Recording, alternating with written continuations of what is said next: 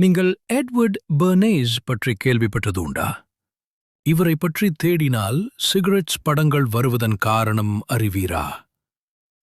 20ஆம் நூற்றாண்டு நடுப்பகுதியில் சிகரெட்ஸ் பாவனையை பெண்கள் மத்தியில் அதிகரிக்க அந்த காலகட்டத்தில் நடைபெற்று வந்த விமென் ஃப்ரீடமை பயன்படுத்தி சிகரெட்ஸை சோர்ஸ் ஆஃப் ஃப்ரீடம் என விளம்பரம் செய்தார். இதனால் வீட்டினிலிருந்த அக்கினிச் சிறகுகள் தனது சுதந்திர தீப்பந்தமாக சிகரெட்ஸை கையில் ஏந்தினர்.